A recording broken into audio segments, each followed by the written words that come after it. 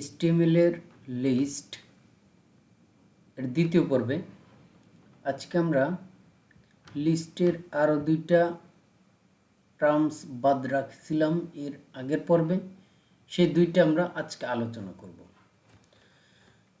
আজকে থিওরিক্যালি কোনো বিষয় আলোচনা করতে চাচ্ছি না, সরাসরি প্র্যাকটিক্যাল আলোচনা করব এবং কোড করে আমরা দেখব দুইটা বিষয়।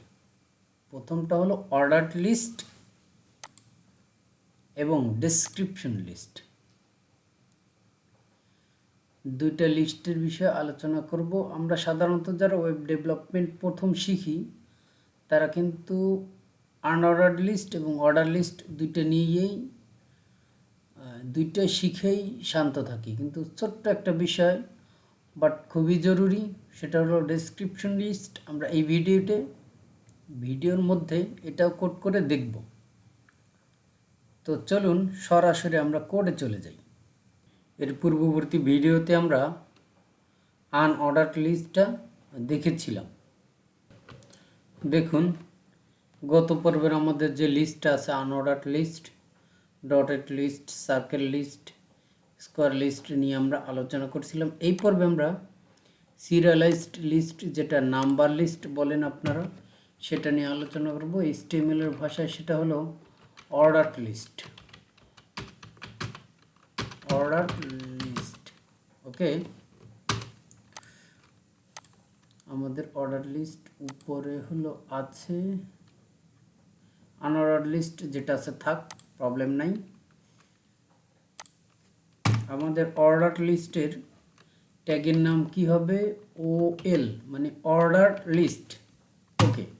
দেন আমাদের ওই যে লিস্ট আইটেম, এটাতেও থাকতে হবে LI মানে লিস্ট আইটেম। লিস্ট আইটেম কি করতে হবে? আমরা কিছু একটা লিস্ট করি। মনে করেন আমি বাজারে যাব, কি কিনবো? চাল, রাইস কিনবো, দেন আমার ভেজিটেবল কিনবো,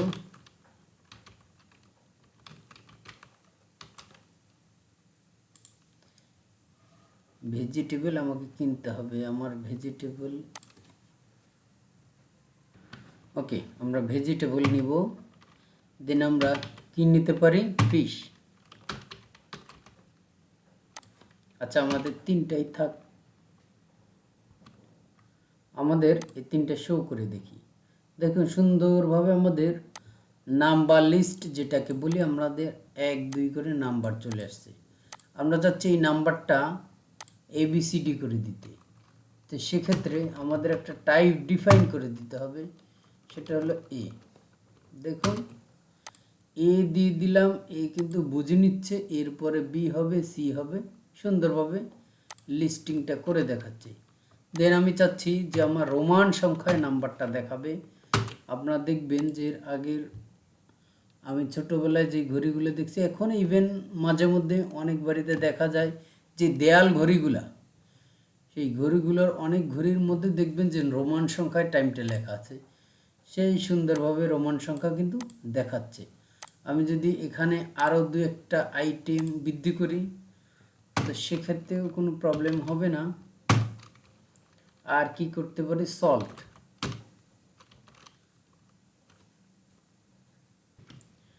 সল্ট লিখে দিলাম, মানে লবণ নিব। আমি সেভ করে না, সেভ করলে আমরা এখানে চলে আসবে সুন্দরভাবে এভাবে, এই যে 1 2 3 4 5। এখন যদি আমি এটা ছোট হাতের A দিয়ে দেই তাহলে কিন্তু ছোট হাতেরগুলো আসবে, সুন্দরভাবে চলে আসতেছে আমাদের এই নাম্বার লিস্টটা। আমাদের আরও টাইপ দেয়া যায়। দেখুন টাইপের মধ্যে আর একটা ইন্টারেস্টিং বিষয় আমি একটু বলে দিই, যে আমাদের হলো টাইপ ABCD দিয়ে হবে, কিন্তু আমরা স্টার্ট করব আমরা D দিয়ে স্টার্ট করলে কি হবে? দেখুন আমাদের D এর পরে, সরি এইটা এভাবে আসেনি, এটা সেভ করে দিলাম। সেভ করার পরে ABC এইভাবে আসতেছে। আচ্ছা, এইভাবে আমরা বিষয়টা একটু দেখে নিই, এক্সপিরিয়েন্স। এটা এভাবে আসবে না। যাই হোক, আমাদের অর্ডার লিস্টটা আমরা 1 2 3 এইভাবে নাম্বার আসতেছে। আমরা চাচ্ছি যে আমাদের 33 এর পরের থেকে নাম্বারগুলো আসবে, যে 33 থেকে স্টার্ট হবে। দেখুন আমাদের নাম্বারটা কিন্তু 33, 34, 35 এভাবে হচ্ছে। এই অ্যালফাবেটিক সংখ্যাগুলো কিন্তু এভাবে হচ্ছে না। তো আমরা এইভাবে স্টার্ট করতে পারবো, যে আমাদের শুরু থেকে স্টার্ট না হয়ে এটা 30 থেকে স্টার্ট হতে পারে, যে 30-র পরের থেকে আমাদের এই লিস্টের নাম্বারগুলো পাচ্ছে। এটা হলো এক ধরনের আমি হলো বেশ কয়েকটা টাইপ আপনাদের করে দেখিয়েছি। প্লাস স্টার্ট কিভাবে হচ্ছে 1 2 3 4 দিয়ে যে স্টার্টটা হচ্ছে সেটা আমি ব্রেক করে 30 থেকে শুরু করছিলাম। তো এরপরে আমরা ডিসক্রিপশন লিস্ট যেটাকে বলে, ডিসক্রিপশন লিস্ট আমি এর জন্য একটা হেডিং দিয়ে দিই, ডেসক্রিপশন লিস্ট। ওকে, আপনারা দেখবেন লিস্টের যেই এলিমেন্টগুলা এইগুলো কিন্তু ওয়ার্ডের সাথে মিল রেখেই এলিমেন্টগুলো করা হয়েছে, ট্যাগের নামগুলো, এলিমেন্টের নামগুলো করা হয়েছে। দেখুন এখানে অর্ডার লিস্ট OL, তারপর unorder list UL, list item LI, এভাবেই সুন্দর হচ্ছে। ঠিক সেইভাবেই ডেফিনিশন লিস্ট আর ডেসক্রিপশন লিস্ট যেটা সেটা হবে DL। ওকে, ডিএল এর আমাদের দুইটা অপশন থাকে ডেফিনিশন ডেসক্রিপশন লিস্টের, সেটা হলো ডিটি মানে ডেফিনিশন টার্ম। ধরুন আমাদের HOW হু,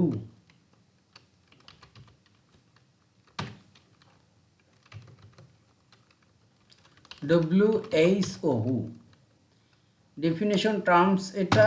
এখন আমাদের ডেফিনিশন ডেসক্রিপশন যেটাকে বলি, যে এইটার একটা ডেসক্রিপশন আমরা একটা ড্যাশ দিয়ে দিলাম। ড্যাশ দেওয়ার পরে আমরা এখানে লিখলাম ওয়ার্ল্ড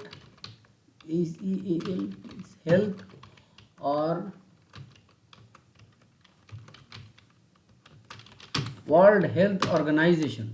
এটা আমরা সেভ করলাম। সেভ করার পর দেখুন সুন্দরভাবে এটা ডেফিনেশন লিস্টে দেখতে পাচ্ছেন। এইভাবে কিন্তু ডেফিনেশন লিস্ট মাঝে মধ্যেই অনেক ওয়েবসাইটে দেখা যায়।